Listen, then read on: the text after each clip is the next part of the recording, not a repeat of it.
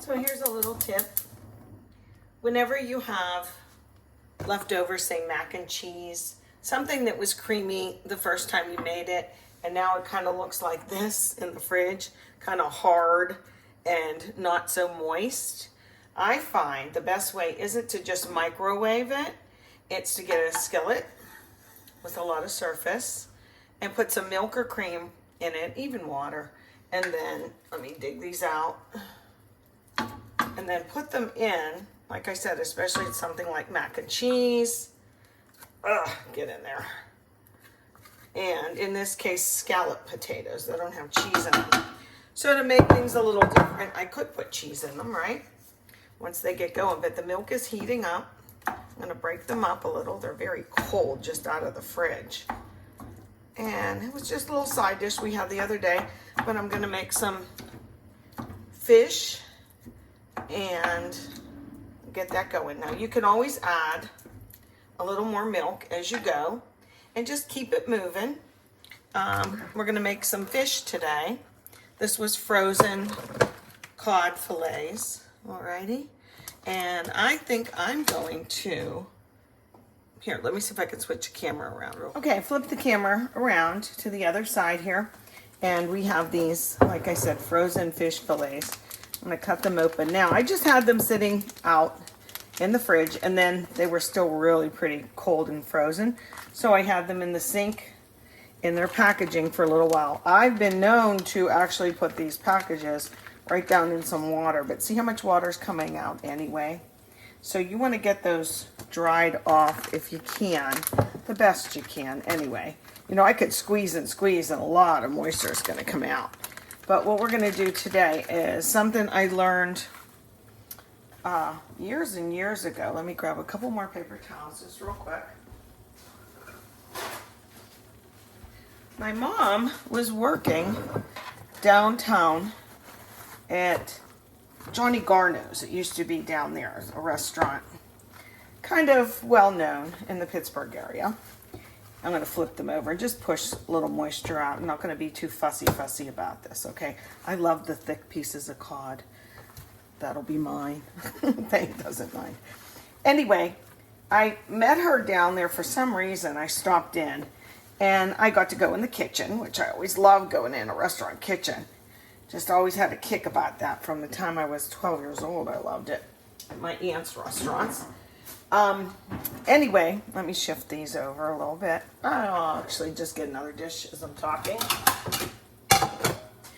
because I'm gonna do what they did with their scalloped. Instead of like an egg batter or something, what they use for the base before the breadcrumbs, in this case my panko breadcrumbs, or your seasoned dry breadcrumbs, whatever, is they had mayonnaise. And they put mayonnaise on. So I'm going to put a big glob. That looks really gross, doesn't it? But I'm going to spread it out between these guys. Now, I do have other paper towels on hand here, because I'm going to slosh it on with my hands and just get both sides. Okay? So, here goes. Like this. Now just think about what mayonnaise is, okay? Mayonnaise is simply oil and eggs, really. Think about it. So there's egg in here, right? I'm going to use this as my stickiness, and it also, I think, tenderizes the fish. It protects it from the heat and keeps it moist. It looks like a lot on here, but a lot will fall off. I'm going to do the sides like that, okay? And then I'm going to use a pan of, or a dish of breadcrumbs and go from there. So this is what it looks like. I don't know if this lighting is the best here. Maybe I could switch it. You get the idea. So I've coated this, and then I will dunk it down in my breadcrumbs. Now, of course, I'm just going to go wash my hands, and I'll be back. And then should I fry it in a saucepan, or should I air fry it? I think we're going to air fry it tonight. Okay, let me turn this off and we'll be right back. Okay, I'm back. I'm going to put some of the panko. I love to buy this in bulk, then I don't feel like I'm wasting. Now, I'm just going to try and judge as much as I'll use, because if you have leftover, you have to throw it away once a protein of any kind has used it. I'm going to use one of these pans. I decided I am going to use the air fryer today. So I'm going to put a little bit of olive oil on the bottom so that when the fish cooks, it will get like kind of crispy and well done on that too.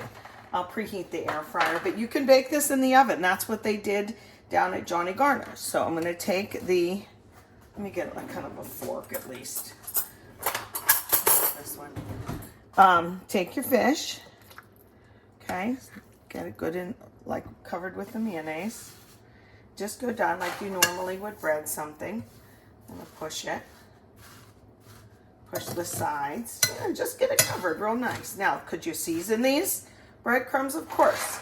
But I think they'll be good. And also, if you want a nice little quick, see how that looks now? Real nice, huh?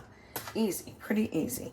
If you want a tartar sauce type recipe, I've done videos on those with cocktail and your homemade tartar sauce. Or remoulade also. You can turn it a tartar type into a remoulade. Now that one's got a lot of nice stuff on it. So how do I want to put this in the pan? I don't know. I can rearrange them later, right? Let's get these two. Wow, this is a big boy. It's a big boy. Get up there, you. I'm trying not to get this hand dirty. Okay. Yeah. So they would bake off a lot of this scrod fish and sell a lot of it down at that restaurant. And so I was kind of, I was really young. I think I was in Columbus middle school. Jeepers. So I was really young.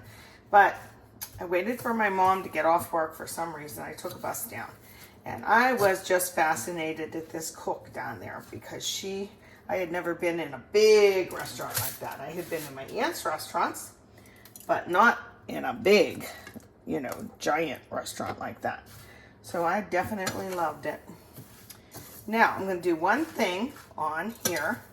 I'm going to add a little something just like she did. I'm doing a little homage to old Johnny Garner's. Do any of you remember that? I think it moved out to North Hills, and it probably wasn't as successful in the Pittsburgh area. Those of you who aren't from Pittsburgh, this was a restaurant that was really pretty popular. It was like, woo, I'm going to Johnny Garner's.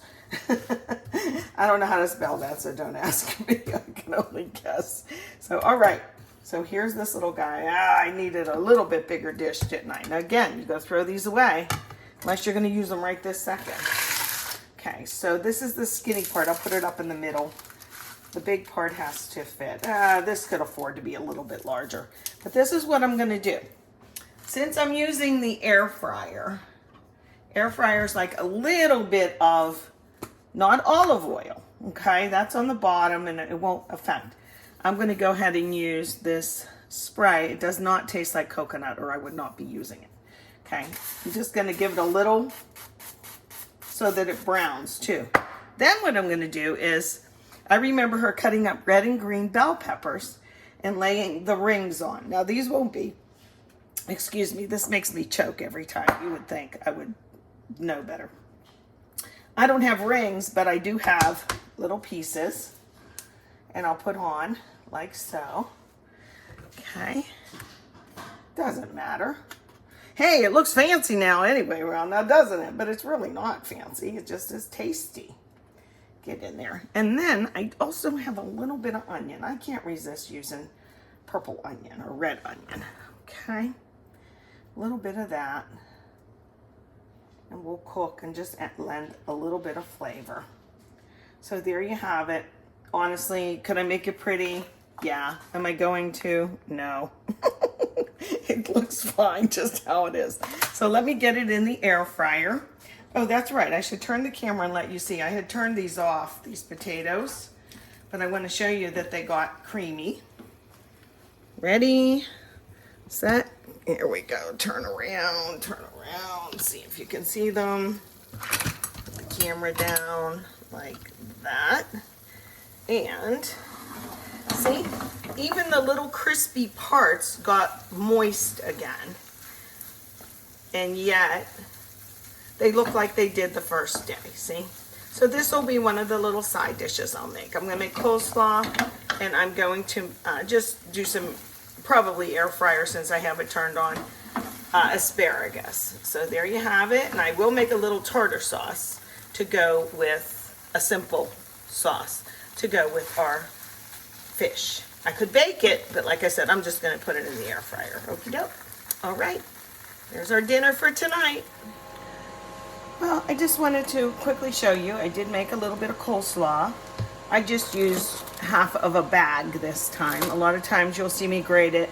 Cabbage and carrots, not a big deal to do either one. I just use a box grater. You can use a food processor if you want. This time I made a little different. I just used some ranch, a little mayonnaise, and I took some of that, remember I used some bell pepper and onion, and I grated it up real thin. So it's in there, you can taste it, but you're not gonna get a big chunk of any of it like that, okay?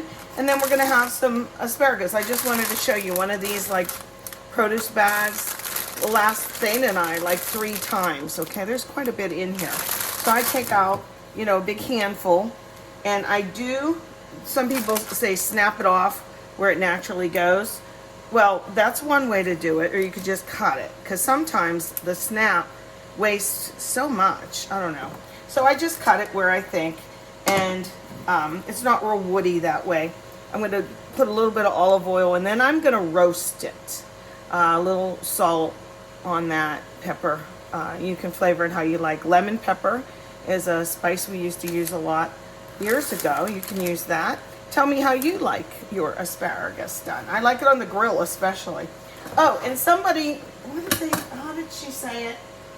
Oh, I was using that aluminum pan for the air fryer, and Lisa had asked me, what about, it has a flat bottom, what about the air circulating? You know, because usually it's a grid thing in an air fryer where the air circulates, the hot air. But I'm here to tell you, an air fryer is nothing more than a small, portable convection oven. And when you make cookies in your convection oven, you do not use it with holes in the middle. And when you use your convection oven to bake with hot air circulating fish, you sure don't use with holes in it, because something would go through. So trust me, is it ideal? I don't know. Does it work? You betcha, it sure does. So I can hear my air fryer going now, and it's been in just a few minutes. Let's go check it. Fish has been in for about 6 minutes. It starts at about 20. And I put it on pretty high, 390 degrees on the Air Crispers air fryer. And look at it already. Isn't it beautiful? It's nice and brown. I really don't have to flip it. I peeked underneath because we put a little smear of olive oil on the bottom. It is browning as well. So I won't overcook it. You know, you tend to want to do that with fish sometimes. I know I do. But doesn't it look delicious? That with a tartar and just a, you know, regular little meal we're having here. It's not a recipe. It's just how to cook without a book. There we go. That's my new saying. Nobody steal it, okay? I thought it was kind of clever. All right. How to cook without a book. There we go. By the Cheating Gourmet Shirley. Thank you.